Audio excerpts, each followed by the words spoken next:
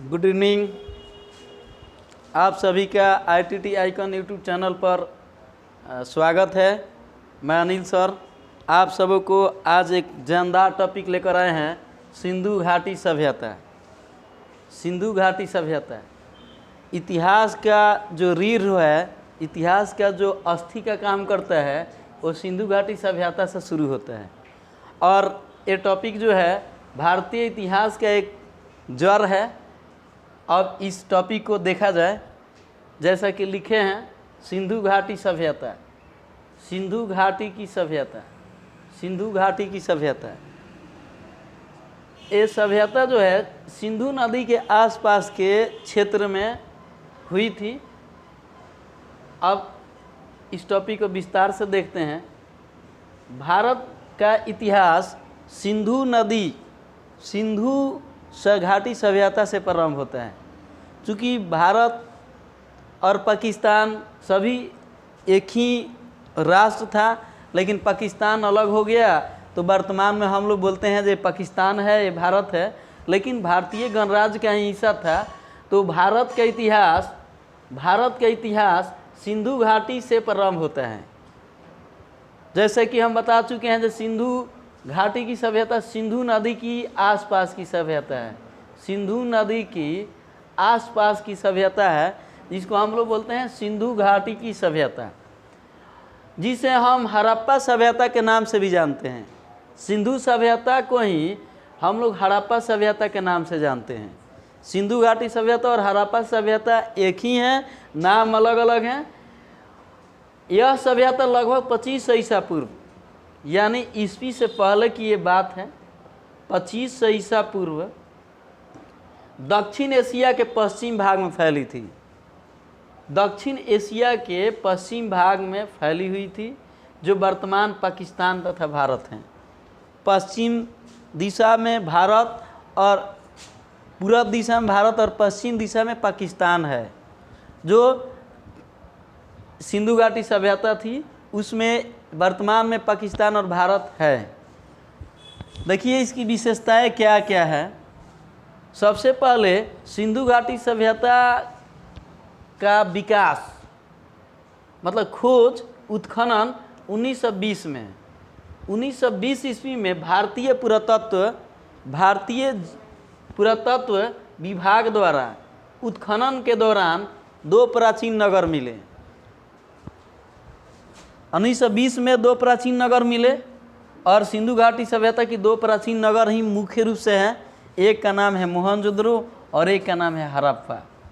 ये दोनों सिंधु घाटी सभ्यता का ही स्थल है। एक का नाम मोहनजोदड़ो है, एक का नाम मोहनजोदारो और दूसरा का नाम हड़प्पा है।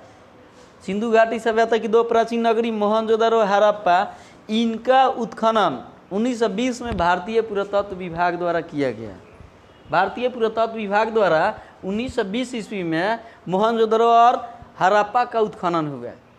चलिए सिंधु घाटी सभ्यता क्या है, तो सिंधु नदी के आसपास की घटित सभ्यता को सिंधु घाटी सभ्यता कहते हैं। और चूँकि यह सभ्यता जो थी बहुत प्राचीन सभ्यता है, भारतीय इतिहास का शुरुआत यहीं से शुरू होता है। ऐसे भी इतिहास का प्रथम चैप्टर जो है +2 का, वो सिंधु घाटी सभ्यता का ही है। ठीक है, तो इसको ध्यान से देखिए। कंपटीशन के व्यू से या जो भी एकेडमी +2 में है उन लोगों के लिए बहुत जानदार टॉपिक है, शानदार टॉपिक है। विशेषता यह हो गया कि इसका उत्खनन भारतीय पुरातत्व सर्वेक्षण द्वारा 1920 में किया गया और इसमें 2 प्राचीन नगरों का जन्म हुआ। एक का नाम हड़प्पा और एक का नाम मोहनजोदड़ो।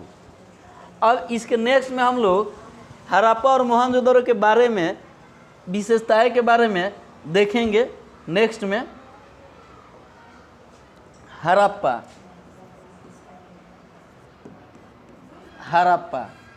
जैसे कि हम बता चुके हैं, जो सिंधु घाटी सभ्यता का स्थल है हड़प्पा। हड़प्पा के खोजकर्ता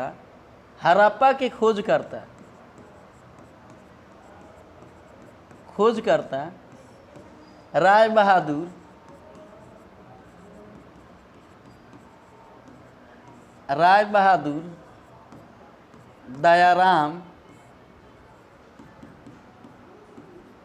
साहनी थे।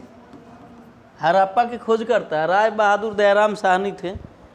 हड़प्पा के खोजकर्ता राय बहादुर दयाराम साहनी थे, जो 1921 ईस्वी में खोजे थे। 1921 हड़प्पा सभ्यता के खोज राय बहादुर दयाराम साहनी द्वारा 1921 ईस्वी में किया गया था।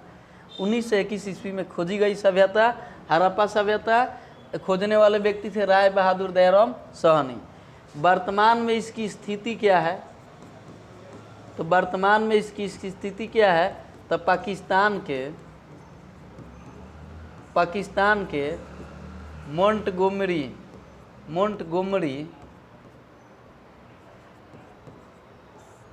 जिला में है। पाकिस्तान के मोंटगोमरी जिला में है। वर्तमान में इसकी स्थिति क्या है? तो पाकिस्तान के मोंटगोमरी जिला में है। इसकी खोजकर्ता है राय बहादुर दयाराम साहनी। 1921 ईस्वी में किए थे। 1921 ईस्वी में किए थे। अब देखिए हड़प्पा कालीन नगरें और मोहनजोदारो की नगरें प्राचीन नगरें थी। अब इसमें देखिए हड़प्पा हो गया, तो हड़प्पा के खोजकर्ता कौन है? तो राय बहादुर दयाराम साहनी 1921 ईस्वी में किए थे। स्थिति क्या है? तो पाकिस्तान के मोंटगोमरी जिला में है। पाकिस्तान के मोंटगोमरी जिला में है। अब देखिए इसकी ये क्या है? तो हड़प्पा की खोजकर्ता और स्थिति। अब विशेषताएं, हड़प्पा की विशेषताएं,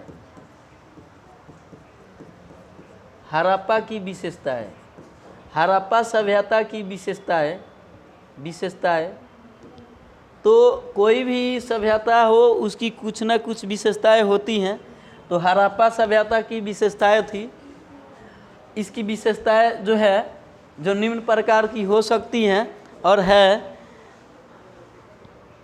जैसे बलुआ पत्थर का निर्माण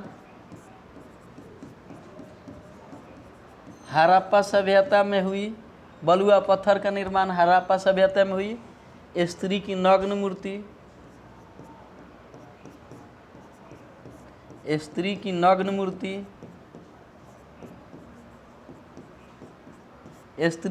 मूर्ति, हड़प्पा सभ्यता की विशेषताएं थी।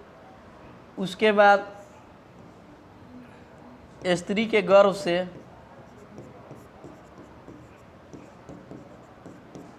से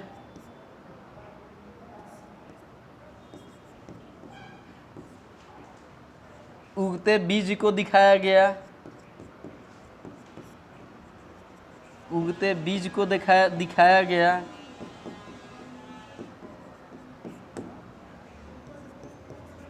तो ये तमाम जो विशेषताएं थी निम्न थी। बलुआ पत्थर का निर्माण, स्त्री की नग्न मूर्ति, स्त्री के गर्भ से उगते बीज को दिखाया गया। अब इसके नेक्स्ट में भी और कुछ है, जैसे अन्नागार, बैलगाड़ी, अन्नागार जो हम लोग वर्तमान में बोलते हैं गोडान। अन्नागार, बैलगाड़ी, ये सब विशेषताएं थी। ये तमाम विशेषताएं थी। तो विशेषताएं हो गया बलुआ पत्थर का निर्माण अगर है तो कौन सभ्यता? हड़प्पा। स्त्री के नग्न मूर्ति, तो हड़प्पा सभ्यता। स्त्री के गर्भ से उगते बीज को दिखाया गया हड़प्पा। अन्नागार और बैलगाड़ी इत्यादि का निर्माण हड़प्पा सभ्यता में हुआ। अब इसके बाद मोहनजोदारो, जैसे कि इसको फ्रंट ऑफ कर लिया जाए। मोहनजोदारो अगर दिखाई नहीं दिया अगर दिखाई नहीं दे रहा है तो इसको मिड पॉइंट में कर देते हैं। हो गया हड़प्पा सभ्यता। तो हड़प्पा की खोज करता है राय बहादुर दयाराम साहनी। 1921 ईस्वी में स्थिति है। पाकिस्तान के मोंटगोमरी जिला में है। विशेषता है बलुआ पत्थर का निर्माण, स्त्री के नग्न मूर्ति, स्त्रियों के गर्भ से उगते बीज को दिखाया गया है, और अन्नागार और बैलगाड़ी। इसको नोट कर लीजिए, नोट कर सकते हैं। अच्छा टॉपिक है। उसके बाद है मोहनजोदारो। इसके नेक्स्ट टॉपिक है मोहनजोदारो। नेक्स्ट टॉपिक इसका है मोहनजोदारो, मोहनजोदारो,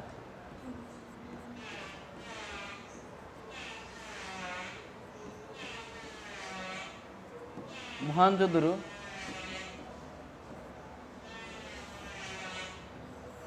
खोजकर्ता, खोजकर्ता, मोहनजोदारो के खोजकर्ता रखाल दास बनर्जी, रखाल दास बनर्जी। मोहनजोदारो के खोजकर्ता हैं रखाल दास बनर्जी, रखाल दास बनर्जी। कब किए थे? 1922 ईस्वी में, 1922 ईस्वी में। मोहनजोदारो के खोजकर्ता हैं रखाल दास बनर्जी, रखाल दास बनर्जी कब किए थे? 1922 ईस्वी में, 1922 ईस्वी में। स्थिति मोहनजोदारो की स्थिति क्या है? रखाल दास बनर्जी खोज करते हैं, रखाल दास बनर्जी 1922 ईस्वी में है। और इसका स्थिति क्या है? इसका स्थिति क्या है मोहनजोदारो की? ये बहुत इम्पोर्टेंट है। तो पाकिस्तान के पंजाब प्रांत, पाकिस्तान के पंजाब प्रांत के लारकाना ज़िला में है। पाकिस्तान के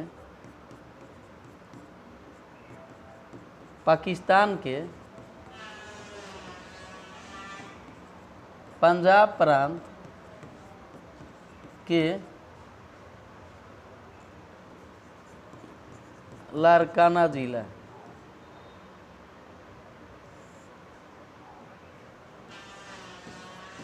लारकाना जिला।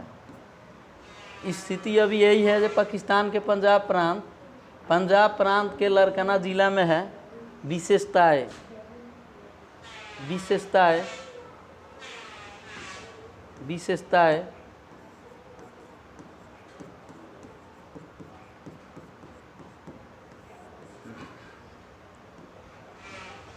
विशेषताएं निम्न है। मोहनजोदारो की विशेषता निम्न है।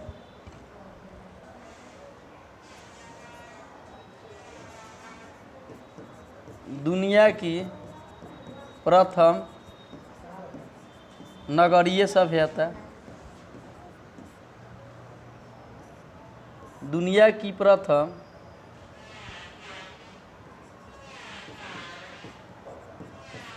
प्रथम नगरीय सभ्यता है। फर्स्ट विशेषता है जो दुनिया की प्रथम नगरीय सभ्यता है। सेकेंड विशेषता है विशाल स्नानागार,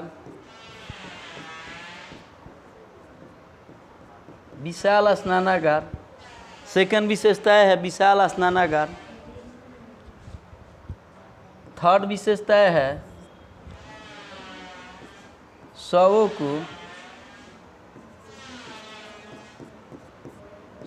को दफनाने की प्रथा,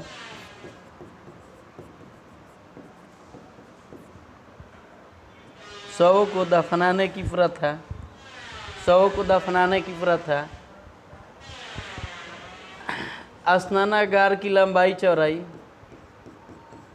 स्नानागार की लंबाई चौड़ाई, तो इसकी लंबाई है 11.88 मीटर,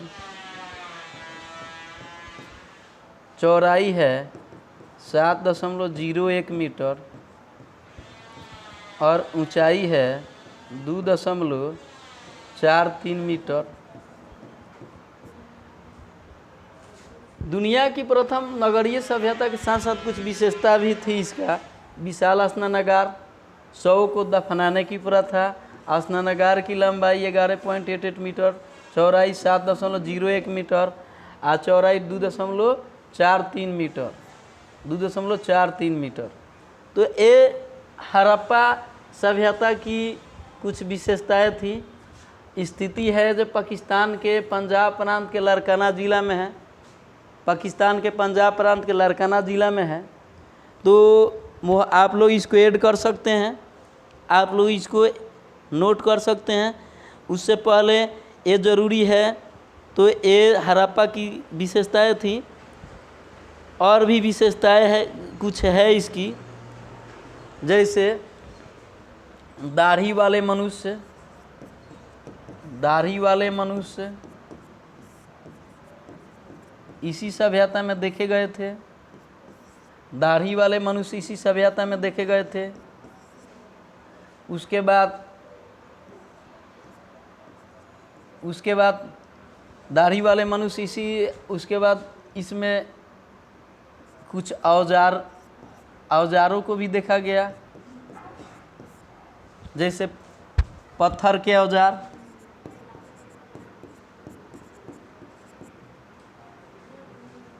औजार, तो दाढ़ी वाले मनुष्य स्नानागार थे, विशाल स्नानागार, दुनिया के प्रथम नगरीय सभ्यता। उसके बाद यह कांस्ययुगीन सभ्यता थी, क्योंकि कांसा का विकास इसी समय हुई थी। कांस्ययुगीन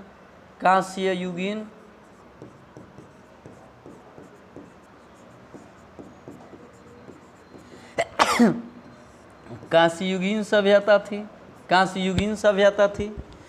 हड़प्पा की ये तमाम विशेषताएं जो है निम्न है। मोहनजोदारो की ये तमाम विशेषताएं है जो निम्न है। बुने हुए कपड़े भी मिले थे इस समय, बुने हुए कपड़े,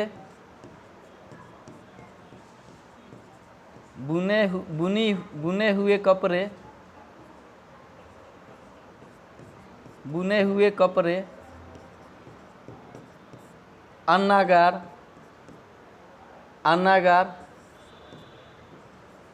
अन्न रखने के लिए अन्नागार बनाया गया था। तो ये तमाम विशेषताएं हैं मोहनजोदारो।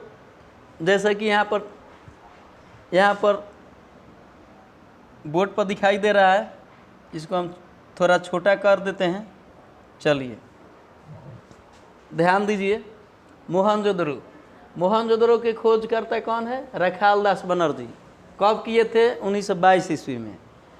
स्थिति क्या है? तो पाकिस्तान के लारकाना प्रांत के पंजाब प्रांत के लारकाना जिला में। विशेषताएं क्या है? तो दुनिया की प्रथम नगरीय सभ्यता, विशाल स्नानागार, शव को दफनाने की प्रथा, स्नानागार की लंबाई, चौड़ाई और ऊंचाई, दाढ़ी वाले मनुष्य को सबसे पहले हम लोग इसी सभ्यता में देखे थे। कांस्ययुगीन सभ्यता थी, क्योंकि कांसा का विकास खोज इसी समय हुआ था। बुने हुए कपड़े का निर्माण और अन्नागार, ये सब तमाम जो विशेषताएं हड़प्पा की सभ्यता है, हड़प्पा के विशेषताएं हैं। तो सिंधु घाटी सभ्यता के जो दो मुख्य नगर थी, पहली थी हड़प्पा और दूसरी जो नगरें लिखे हैं मोहनजोदड़ो लिखे हैं। मोहनजोदड़ो को मृतकों का टीला कहा जाता है। मोहनजोदड़ो को मृतकों का टीला कहा जाता है। मृतकों का टीला कहा जाता है। मोहनजोदड़ो को मृतकों का टीला कहा जाता है। मृतकों का टीला, मृतकों का टीला। कारण यह है कि यहाँ पर शवों के साथ साथ बकरी और कुत्ते को भी दफनाया जाता था। ये प्रथा थी जो जब उस समय व्यक्ति मर जाते थे तो शव के साथ बकरी और कुत्ते को भी साथ में दफनाया जाता था, और शायद यही कारण से इनको मृतकों का टीला कहा जाता है। यही कारण है कि मोहनजोदड़ो को मृतकों का टीला कहा जाता है। तो ये हड़प्पा सिंधु घाटी सभ्यता की दो प्राचीन नगरें थी। एक का नाम था हड़प्पा और दूसरा का नाम है मोहनजोदड़ो। देखिए यहाँ पर दफनाने की प्रथा थी, तो हड़प्पा में जलाने की प्रथा थी। हड़प्पा में जलाने की प्रथा थी। हड़प्पा में जलाने की प्रथा थी। शवों को जलाने की प्रथा, शवों को जलाने की प्रथा हड़प्पा सभ्यता में थी, और मोहनजोदड़ो में दफनाने की प्रथा थी। तो ये जो थी स्थलें थी हड़प्पा सभ्यता। हड़प्पा सभ्यता पहली तो हम लोग जान चुके हैं सिंधु घाटी सभ्यता। तो सिंधु घाटी सभ्यता को ही हड़प्पा सभ्यता कहा जाता है, और इसके दो प्राचीन नगर थी मोहनजोदड़ो और हड़प्पा। तो हड़प्पा हम लोग देखें, हड़प्पा देख लिए, जो हड़प्पा के खोजकर्ता कौन है, तो हड़प्पा के खोजकर्ता हैं राय बहादुर दयाराम साहनी। इसमें शवों को जलाने की प्रथा थी, जैसे मृतक हो जाते थे तो उनको जला दिया जाता था। और इसमें भी जो प्रथा थी उस समय 3 तरह की प्रथा थी। एक को जंगल में फेंक दिया जाता था, एक को जलाया जाता था और एक को दफनाया जाता था। तो वो मोहनजोदारो में स्थिति पाकिस्तान हो गया, विशेषता ये है। उसके बाद मोहनजोदारो हो गया। मोहनजोदारो दूसरी प्राचीन नगर है, इसमें मृतकों का टीला कहा गया क्योंकि ये शवों को दफनाने की प्रथा थी। खोज करता है रखालदास बनर्जी 1922 ईस्वी में, और स्थिति यहाँ पर लिखे हैं, विशेषताएं हैं जो तमाम विशेषताएं हैं। तो ये प्राचीन नगर थी सिंधु घाटी सभ्यता की। और हम लोग एक नगर इसमें से देख सकते हैं, इसके और एक नगर को देख सकते हैं, कालीबंगा। कालीबंगा एक नगर को और हम लोग देख लें, कालीबंगा। कालीबंगा, कालीबंगा, कालीबंगा, ध्यान दीजिए, कालीबंगा। अब देखिए कालीबंगा शाब्दिक अर्थ, इसका शाब्दिक अर्थ क्या है, तो कालीबंगा की शाब्दिक अर्थ है काली चूड़िया। कालीबंगा की शाब्दिक अर्थ है काली चूड़िया, काली चूड़िया, काली चूड़िया। कालीबंगा की शाब्दिक अर्थ क्या है, काली चूड़िया। अब स्थित कहाँ पर है, स्थित कहाँ पर है कालीबंगा, तो कालीबंगा स्थित है राजस्थान, राजस्थान में है। कालीबंगा कहाँ पर है, राजस्थान में है। कालीबंगा की स्थिति क्या है, तो राजस्थान में है, राजस्थान में है स्थिति।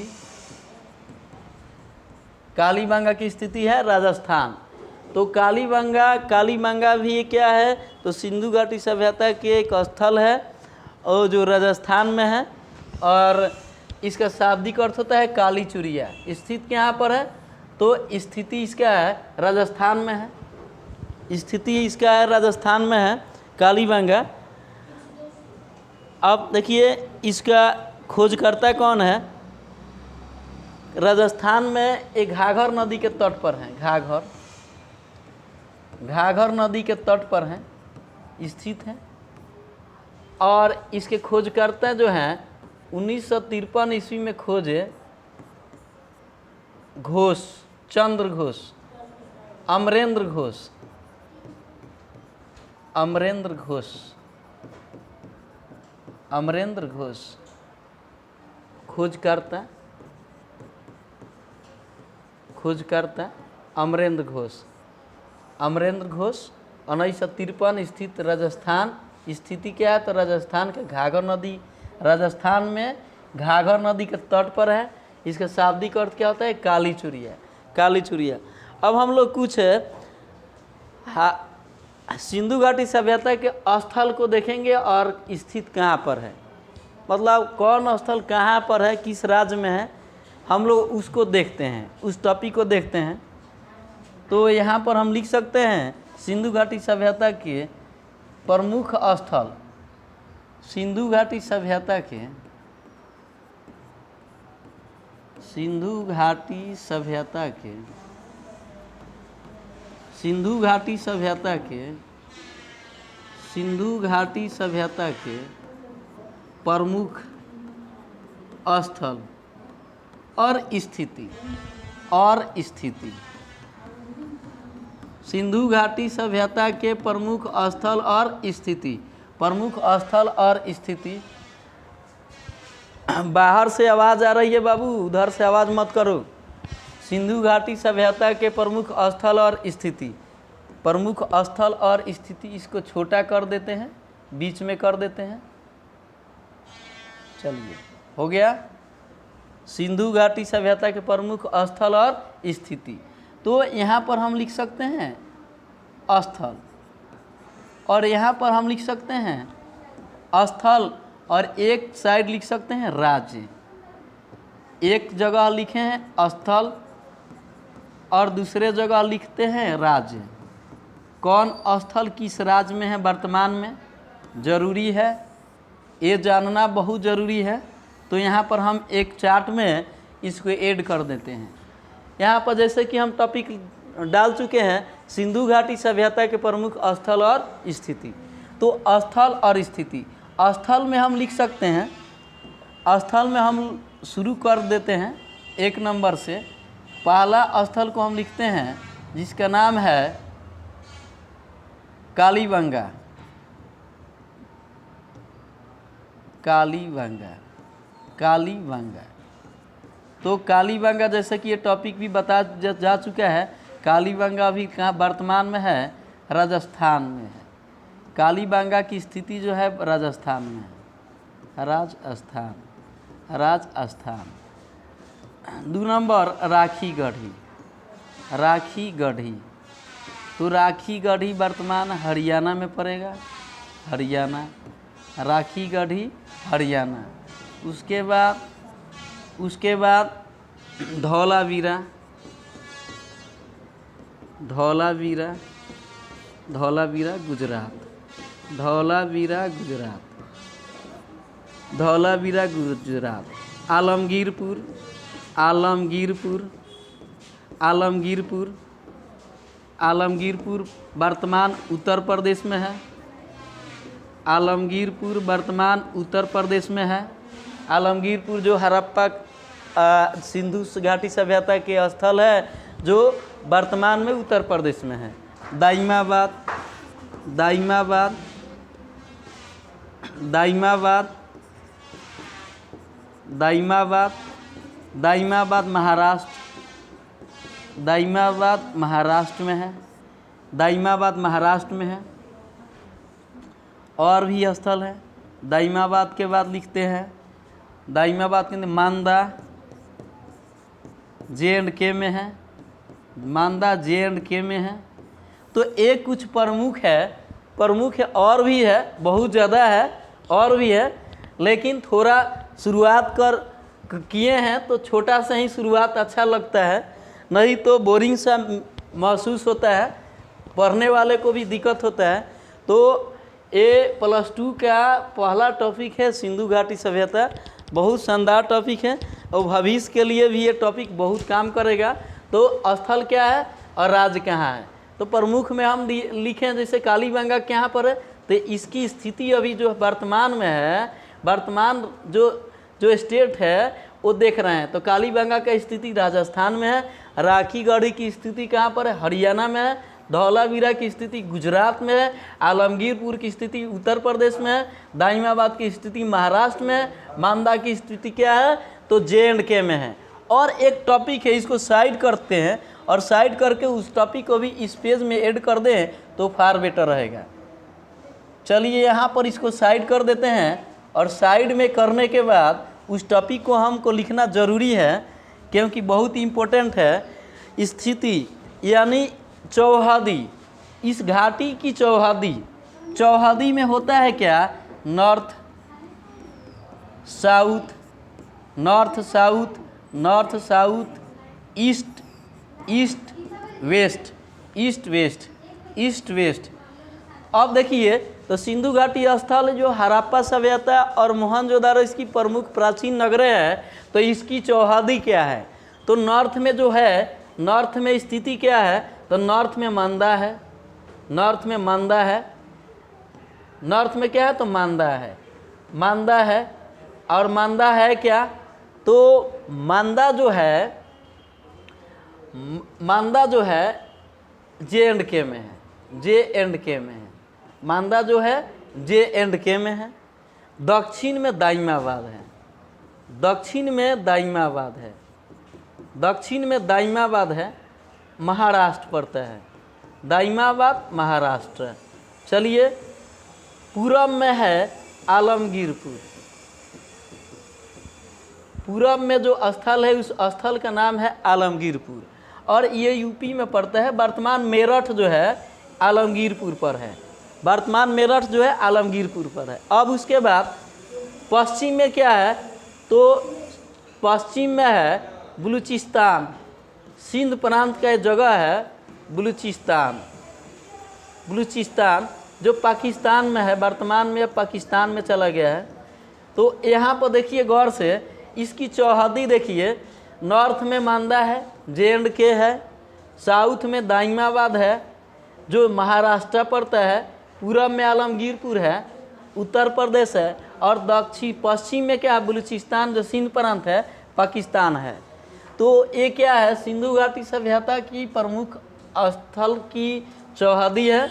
और यहाँ पर हम जैसे कि हम बता चुके हैं, मांदा, दाइमाबाद, आलमगीरपुर और पाकिस्तान, ये जो हिंडन नदी है, नदी भी इसमें ऐड कर सकते हैं, नदी को भी ऐड कर दे तो और अच्छा। जैसे आलमगीरपुर जो है हिंडन नदी, हिंडन नदी के तट पर है। हिंडन नदी के जो क्या है, यमुना नदी की सहायक नदी है। और मांदा नदी जो है, मांदा जो जगह है J&K में है। जैसे दाइमाबाद हो गया हम लोगों का, जैसे आलमगीरपुर यूपी में है, हिंडन नदी के तट पर है। दाइमाबाद महाराष्ट्र है। तो नदी में ये हो गया सिंधु नदी के तट पर है। उसके बाद एक हो जाएगा आपका परवर